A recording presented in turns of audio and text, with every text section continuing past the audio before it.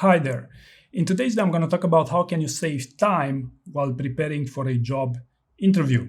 And I will provide you with the best hands-on advice that I know, essentially some tips and tricks and some techniques, so you waste as little time as possible in the process, while of course maximizing your chances of success, right?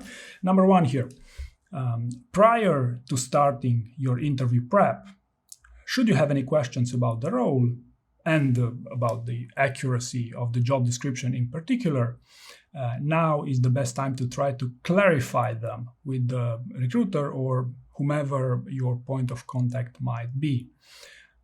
I've seen countless examples of people preparing on far more or completely the opposite of what they were expected to prepare, and this is simply because they didn't ask any questions or they didn't ask the right questions. Okay, and I'll get to this in a moment, but even if it won't always work, still it can be a great way to save yourself time.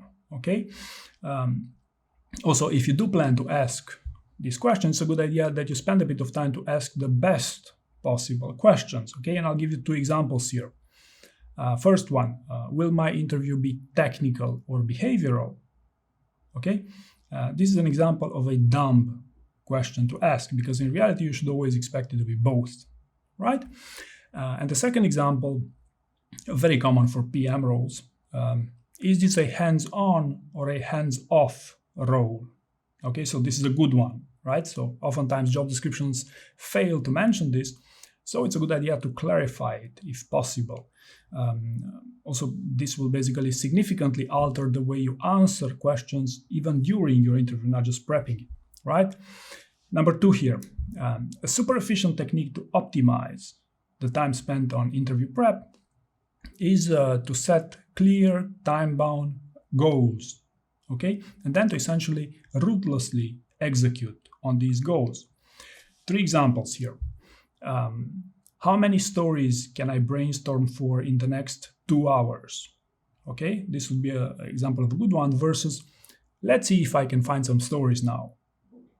Okay, another example of an efficient way to focus on results would be to give yourself 1 hour to build the best possible elevator pitch, the way you think it's best.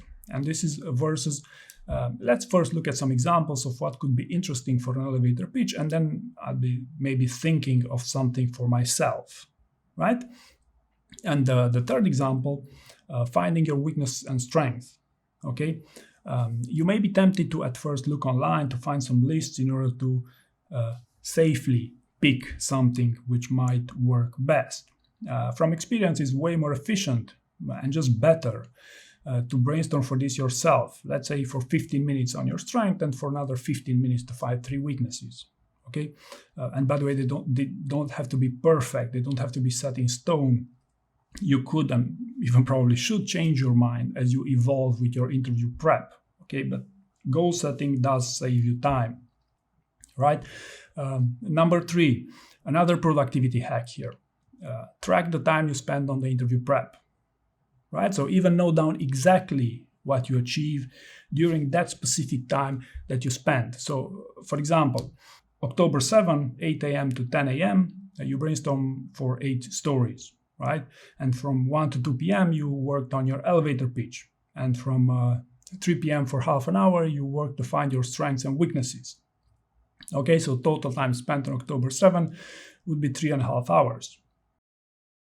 Track this for a number of days, and I guarantee that most of you will be surprised how little time you actually invest in the interview prep versus other activities. Okay, as a general advice here, it's far easier to consume than to produce content. Okay, if you want to put it this way. Number 4, some easy ones for you. For some of us, we got used to use a sofa as our main office desk. Now, an interesting way to boost your productivity would be to start using an actual desk, right? The switch between a sofa and a desk did make a difference in my case in particular when it comes to productivity. And this is not to say that I'm always sitting at my desk, but switching between these two does help. okay? And maybe another quick one here. Using a mobile phone or a tablet to produce content will never be as quick as using a full keyboard, okay? Especially when writing or revising your stories. So basically, even if you start brainstorming on a mobile device, it's probably a good idea to switch to a full keyboard as soon as you're around one, okay? Next one, number 5, time-saving technique. When consuming video content, such as on YouTube or a training video, you could also speed it up and watch it at 1.25x speed, okay? This could actually make a significant difference for a 6-hour-long training program, right? Also, chapters in videos could be efficient, but that's especially when you want to recap, but maybe also if you want to save a bit of time in certain scenarios. Number 6. Do you know yourself at risk of overspending time online, like most of us do? Okay, if so, then maybe experiment using pen and paper to essentially brainstorm your story bank. Another option would be to try to put some barriers to access distracting online resources. For example, try to use a website blocker for social media, okay, to make it harder to access it as quickly, okay? Next one, number 7. Are you a busy person or preparing for an interview on a short notice? Because this is the case, an interview coach can save you time. And specifically, it can save you time to role play and to give you some input of where it's the best investment of your time to essentially ramp up your performance, okay? And furthermore, if you want optimal results here, this will have to be done recurrently, right? Number 8 here, on the same topic of using external help, if you think you'd prefer a guided and a structured approach to prepare for an interview, and of course you're also willing to follow advice, then a hands-on training program could also save you a bit of time, right? Number 9 here. Some of you have many stories, like 30 or more, or could be as high as 65 I've seen recently. So this will make it challenging to spot and to manage your stories, okay? So the best solution to this is to give your stories great names, right? So for example, spotting potholes in Seattle using AI, okay? And furthermore, you could even give them keywords or hashtags if you want, such as, for this one, invention or invent and simplify if it's Amazon. This doesn't only save you time to spot them while preparing for the interview, but also during the actual interview, okay?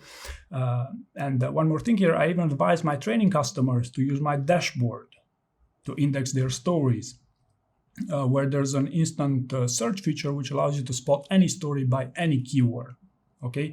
And this actually links to my final one, number 10. A common challenge in interview prep is overthinking certain answers or stories, okay? So the question many of you ask is, how do I know when something's just good enough, okay, for my specific case? I'd like to give you a quick example here. Let's say you work on your elevator pitch and you're not sure if it's good enough, or basically if your time would be better spent on something else. Now, a solution here would be to rank all your answers or stories in your story bank, for example, on a scale of 1 to 10, 10 being the best. Let's say your elevator pitch is a 7.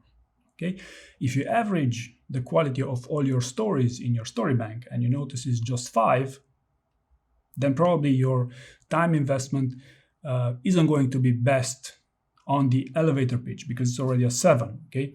Or the other possibility that your story bank average will be an 8, which is higher than a 7, okay? In which case it might make sense to work on your elevator pitch.